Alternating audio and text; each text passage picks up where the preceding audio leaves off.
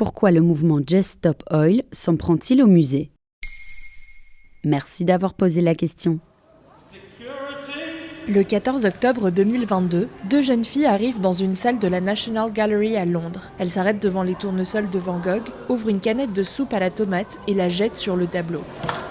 Elles collent leurs mains sur le mur et fixent les visiteurs qui les filment sur leur téléphone portable. Sur leur t-shirt, écrit en grosses lettres noires, on peut lire « Just Stop Oil ». En français, il suffit d'arrêter le pétrole. Ce collectif né au Royaume-Uni demande l'arrêt de nouveaux forages d'hydrocarbures. Le mouvement est-il récent ? Assez, oui. Il a été créé en février 2022 au Royaume-Uni, en réaction au projet du gouvernement anglais d'accélérer l'exploitation des énergies fossiles. D'autres cellules ont suivi à travers le monde pour faire entendre les préconisations de l'Agence internationale de l'énergie. En effet, le groupe d'experts a déclaré qu'il ne fallait exploiter aucun nouveau gisement si on voulait maintenir le réchauffement climatique à plus 1,5 degré. Les activistes sont souvent des jeunes, souvent étudiants, la vingtaine, mais aussi des chercheurs plus âgés, des retraités, des ingénieurs. En France, Just Stop Oil soutient l'organisation Dernière Rénovation dont les militants avaient interrompu 2 étapes du Tour de France et un match à Roland-Garros. Mais quel rapport avec les œuvres d'art ? Le but est d'attirer l'attention et de créer un choc. D'ailleurs, aucune œuvre d'art n'a été véritablement endommagée puisqu'elles sont protégées par des vitres.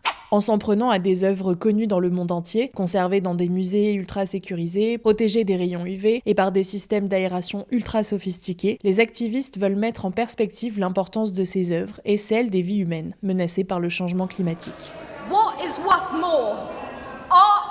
Qu'est-ce qui a plus de valeur ? L'art ou la vie ? L'art vaut-il plus que la nourriture, que la justice ? Vous souciez-vous plus de préserver un tableau ou notre planète et ses habitants ? Ce sont les mots que l'activiste appelée Phoebe, âgée de 21 ans, a adressés aux caméras après avoir jeté la soupe sur le tableau de Van Gogh.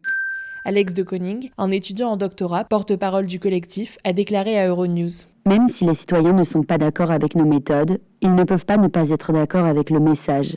Le grand public s'indigne bien plus pour une soupe à la tomate versée sur la vitre de protection d'un Van Gogh que pour les 33 millions de Pakistanais déplacés par les inondations.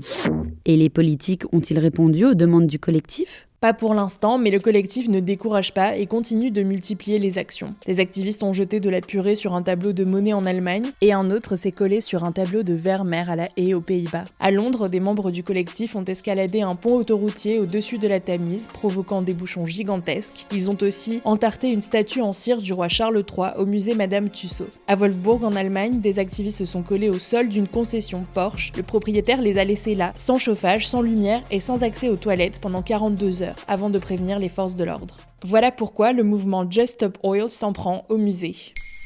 Maintenant, vous savez, un épisode écrit et réalisé par Antonella Francini. Ce podcast est disponible sur toutes les plateformes audio et pour l'écouter sans publicité, rendez-vous sur la chaîne Bababam Plus d'Apple Podcast.